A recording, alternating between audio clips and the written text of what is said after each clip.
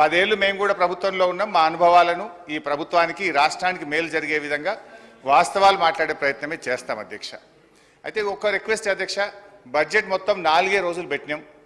మన పద్దులు కూడా మాట్లాడే అవకాశం తక్కువ ఉంది. అందువల్ల కొంచెం సమయం ఎక్కువ ఇవ్వండి దయచేసి.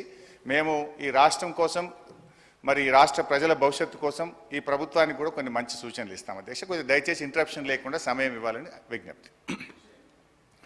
అధ్యక్ష, the more a government blames others, the more it reveals its own failures and inability. ఏ ప్రభుత్వమైనా ఇతరులను ఎక్కువగా నిందిస్తుందో ఆ ప్రభుత్వం తన అసమర్థతను, వైఫల్యాలను బయటపెట్టుకుంటుంది. కాంగ్రెస్ ప్రభుత్వం ప్రవేశపెట్టిన బడ్జెట్ గురించి వ్యాఖ్యానించడానికి ఈ మాటలు సరిగ్గా సరిపోతాయి. బడ్జెట్ ప్రసంగం అంతా బీఆర్ఎస్ను తిట్టిపోయడం కోసం తయారు చేసినట్లుంది. ఒక రాజకీయ కరపత్రం లాగా ఉంది. బడ్జెట్ ప్రసంగానికి ఉండాల్సిన గంభీరత కానీ దార్శనికత కానీ ఏమాత్రం కనబడలేదు అధ్యక్ష. ఫార్ములేషన్ ఆఫ్ పాలసీ కన్నా హ్యూమిలియేషన్ ఆఫ్ అపోజిషన్ మీదనే భట్టి గారు ఎక్కువ దృష్టి పెట్టినట్టుగా కనబడ్డది. అధ్యక్ష, నేను సూటిగా ఒక మాట అడుగుతా ఉన్నా అధ్యక్ష, ఎన్ని రోజులు మా పేరు చెప్పి బతుకుతారు? మీరు చేసిందేందో, చెయ్యబోయేదేందో గది చెప్పుంది. 8 నెలలు గడుస్తున్నాయి అధ్యక్ష. మన రాష్ట్రంలో దశ దిశ లేని పాలన నడుస్తుంది. ఈ రోజు వరకు ఒక్క పాలసీని సమగ్రంగా రూపొందించలేదు, ప్రజలకు వెల్లడించలేదు. ఎంతసేపు ఉత్త రాజకీయ వృధా, కాయగొరుకుడు మాటలు, విజన్ లేదు, విషయం లేదు. ఇప్పటి వరకు సాధించిన ఒక విజయం లేదు. ఆర్థిక మంత్రి గారు స్వీపింగ్ కామెంట్స్ చేయడంలో సిద్ధహస్తులని ఈ బడ్జెట్ నిరూపించింది. ఒకవైపు బీఆర్ఎస్ ప్రభుత్వం గత 10 ఏళ్లలో అన్ని రంగాల్లో పూర్తిగా వైఫల్యం చెందిందని రాశారు. మరొక వైపు ఇదే బడ్జెట్లో రాష్ట్ర తలసరి ఆదాయం 3,47,229 రూపాయలని పేర్కొన్నారు. ఇంత సెల్ఫ్ కాంట్రడిక్షనా అధ్యక్ష? ఇంత కన్ఫ్యూజనా అధ్యక్ష? ఇంత కుట్రనా అని నేను అడుగుతా ఉన్నా.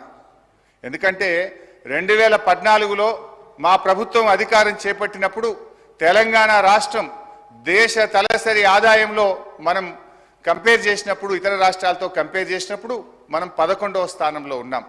కానీ మా 10 ఏళ్ల పాలన ఫలితం ఈరోజు గోవా, సిక్కిం లాంటి చిన్న రాష్ట్రాలు మినహాయిస్తే తలసరి ఆదాయంలో తెలంగాణ రాష్ట్రం దేశంలోనే నంబర్ 1గా నిలపడం జరిగింది.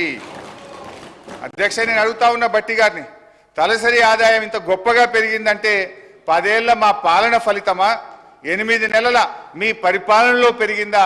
దయచేసి చెప్పాలని చెప్పి నేను కోరుతా ఉన్నా. ఒకసారి గుండె మీద చేసుకొని చెప్పండి, ఎవరి పరిపాలనలో ఈరోజు దేశంలో తలసరి ఆదాయంలో ఈ రాష్ట్రం మొదటి స్థానంలో నిలబడ్డది?